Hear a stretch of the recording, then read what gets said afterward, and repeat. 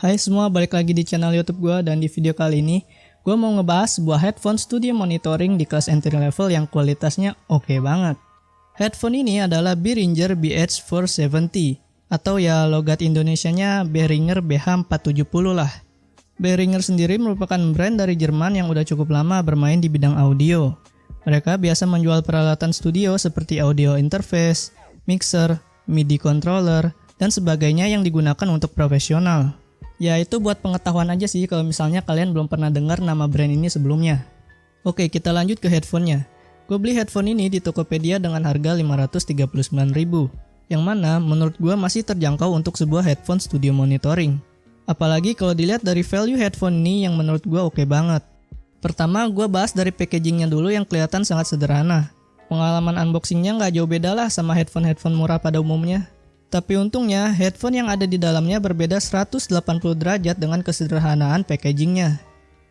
Headphone ini punya desain close back dengan driver sebesar 40 mm. Ukuran fisiknya cukup kecil dan compact yang mana mengingatkan gue sama Audio Technica M20X yang pernah dipinjemin teman gue untuk direview. Yang menarik dari desainnya menurut gue adalah kombinasi warna yang lumayan eye-catching, dimana kebanyakan headphone monitoring entry level punya warna yang low profile seperti hitam atau abu-abu. Untuk earpads dan headband di headphone ini berwarna coklat dan dikombinasikan dengan housing berwarna silver. Finishingnya juga cukup manis yang membuat headphone ini terlihat menggunakan material metal yang sebenarnya mah plastik. Jadi menurut gua desain dari headphone ini udah berhasil ngebuat dia kelihatan lebih mahal dari harganya. Untuk build quality-nya menurut gua biasa aja sesuai dengan kelasnya yang entry level. Tapi at least dia punya head adjustment yang terbuat dari metal. Selain itu, headphone ini punya kabel yang panjangnya 3 meter dengan bentuk spiral.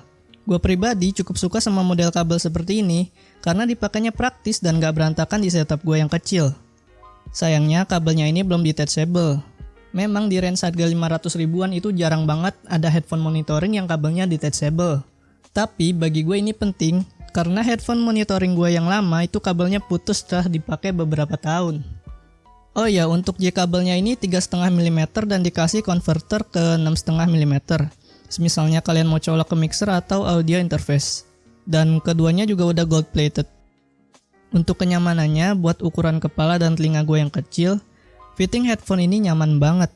Lebih nyaman dari headset gaming yang gue punya. Earpads dan headbandnya menurut gue lumayan empuk. Selain itu, lapisan kulit sintetisnya juga lembut banget walaupun agak tipis. Untuk clampingnya menurut gue udah pas, nggak terlalu neken tapi juga nggak longgar. Untuk pemakaian dengan kacamata juga masih aman. Dan yang paling terpenting, headphone ini tergolong ringan. Beratnya cuma sekitar 280 gram, jadi nggak gampang bikin kepala kita pegel kalau dipakai agak lama. Oh iya, headphone ini juga lumayan ergonomis. Kalau lagi nggak dipakai, kalian bisa lipat ear cups-nya sampai 90 derajat kayak gini. Lanjut ke bagian yang paling krusial, yaitu kualitas suara. Gue perlu kasih tahu kalau di bagian ini cuma pendapat pribadi gue aja dari apa yang telinga gue dengar. Pendapat gue bisa jadi referensi buat kalian, tapi tolong jangan dijadikan patokan 100% karena pendengaran kita kan berbeda-beda. Setup yang gue pakai simple aja. Device-nya cuma pakai laptop dengan Spotify sebagai media player.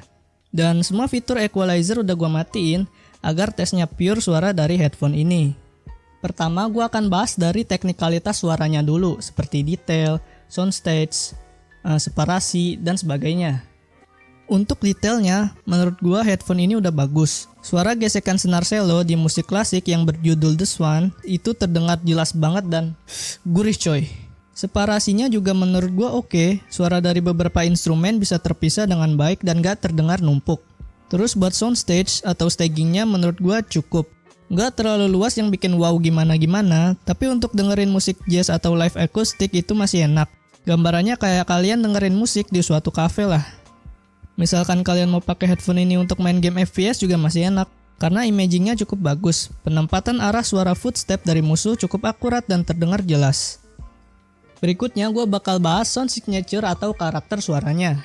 Sebuah headphone monitoring umumnya memiliki karakter suara yang cenderung flat atau netral. Berbeda dengan headphone musik yang pada umumnya karakternya V-shape atau di-boost di suatu frekuensi tertentu. Untuk frekuensi low atau yang biasa kita dengar dengan bass, gue coba tes dengan lagu EDM yang lagi rame saat ini, yaitu Lati dari Weird Genius. Dan gue cukup kaget karena headphone ini masih enak buat denger lagu EDM. Berbeda sama headphone gue yang sebelumnya kalau denger EDM itu agak kering. Bass di headphone ini berasa bulat dengan decay yang nggak terlalu panjang. Untuk sub bassnya terdengar netral dan mid bassnya menurut gue lumayan punchy, tapi nggak sampai mengganggu frekuensi lainnya. Jadi menurut gue headphone ini masih enak untuk casual listening.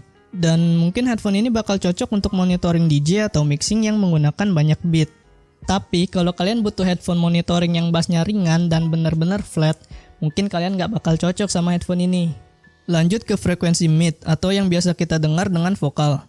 Menurut gua, vokalnya udah terdengar netral khas headphone monitoring banget. Clarity-nya lumayan oke dan dari segi penempatan juga pas, ada di tengah. Vokalnya nggak terlalu maju dan nggak terlalu mendem.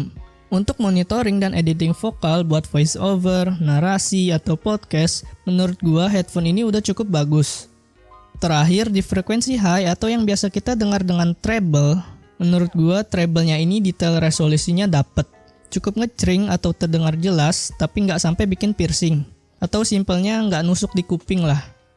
Gua coba tes dengerin lagu Eden yang berjudul Float, dimana di lagu ini ada suara pecahan kaca yang merupakan bagian dari musiknya. Dan suara pecahan kaca tersebut terdengar jelas dan detail tanpa bikin fatigue di kuping. Kesimpulannya, menurut gua kualitas suara headphone ini udah sesuai dengan harganya. Selain itu, headphone ini juga punya kelebihan desain yang eye-catching dan kenyamanannya yang long-lasting. Menurut gua, di range harga 500.000, Behringer BH470 ini punya potensi menjadi headphone monitoring terbaik yang rilis di tahun 2020 ini. Sekian aja video dari gua, semoga bisa bermanfaat buat kalian. Sampai jumpa lagi di video berikutnya. Bye!